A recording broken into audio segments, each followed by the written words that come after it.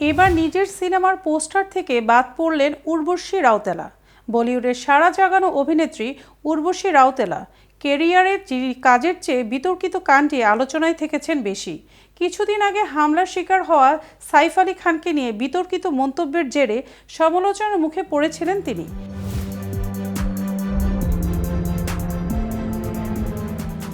এবার খেলেন আরেকটি বড় ধাক্কা। তার অভিনীত একটি ছবির পোস্টার থেকে বাদ পড়েছেন উর্বশী। আগামী 21শে ফেব্রুয়ারি নেটফ্লিক্সে মুক্তি পেতে চলেছে তেলেগু সিনেমা ডাকু মহারাজ।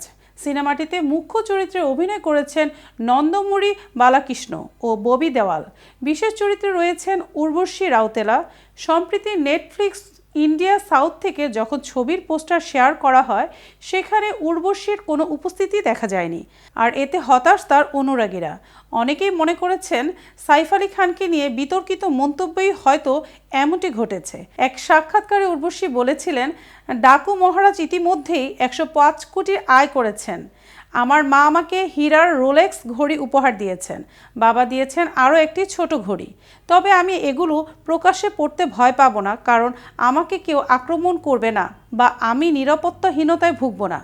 উর্বশীর এই মন্তব্যে তীব্র প্রতিক্রিয়া দেখা দেয়। অনেকেই মনে করেন তিনি ইঙ্গিতে সাইফের সাম্প্রতিক হামলার প্রসঙ্গ তুলেছেন এবং বিষয়টিকে ব্যঙ্গ করেছেন। ব্যাপক সমালোচনার মুখে পড়ে তিনি ক্ষমা চান। একটি খোলা চিঠিতে তিনি লিখেন, প্রিয় সাইফ আলী খান স্যার, আমি আন্তরিকভাবে দুঃখিত। আপনার পরিস্থিতি সম্পর্কে আমার কোনো ধারণা ছিল না, তাই এই মন্তব্য করেছি। ডাকু মহারাজ এই সাফল্যের এতটাই মেতেছিলাম যে আপনার অবস্থা বুঝতে পারিনি। দয়া করে আমাকে ক্ষমা করুন। তবে তার এই ক্ষমা চাওয়া যে কাজে আসেনি তা বোঝা গেল ডাকু মহারাজ এই নতুন পোস্টার দেখে, যেখানে উর্বশীর কোনো অস্তিত্বই নেই। এই ঘটনা নিয়ে সামাজিক মাধ্যমে শুরু হয়েছে মজাদার প্রতিক্রিয়া। কেউ লিখেছেন, আপনি হয়তো প্রথম অভিনেত্রী যাকে নিজের সিনেমার পোস্টার থেকে বাদ দেওয়া হলো।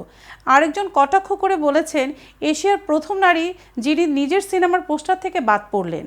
এর আগে চলমান বিতর্কের মধ্যে উর্বশীর বিভিন্ন সাক্ষাৎকার সামাজিক যোগাযোগ মাধ্যমে ভাইরাল হয়েছে। ভারতীয় গণমাধ্যমের এক প্রতিবেদনে বলা হয়, কিভাবে এমন অশালীন নৃত্য প্রদর্শন করা যায়। গান মুক্তির কিছুক্ষণের মধ্যে প্রশ্ন তোলে নেটিজেনদের একটি বড় অংশ। এই নাচে নন্দমুরি যেমন ভাবভঙ্গি করেছেন উর্বশীর সঙ্গে, তাতে আপত্তি তুলেছেন অনেকেই। যদিও উর্বশীর মত ভিন্ন, নিজেকে ভাগ্যবতী বলেছেন অভিনেত্রী।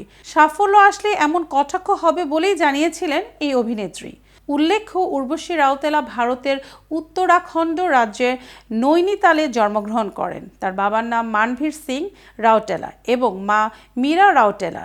তার বাবা উত্তরাখণ্ডে মেডিকেল দোকানের ব্যবসা করেন। তিনি সফটওয়্যার ইঞ্জিনিয়ার হতে চেয়েছিলেন, কিন্তু 17 বছর বয়সে সুন্দরী প্রতিযোগিতায় অংশগ্রহণ করেন। 2012 সালে তিনি মিস ইউনিভার্স প্রতিযোগিতায় প্রথম হন। এতক্ষণ সাথে ছিলাম আমি উম্মে আসমা। কিটিভি নিউজের সাথে থাকার জন্য ধন্যবাদ।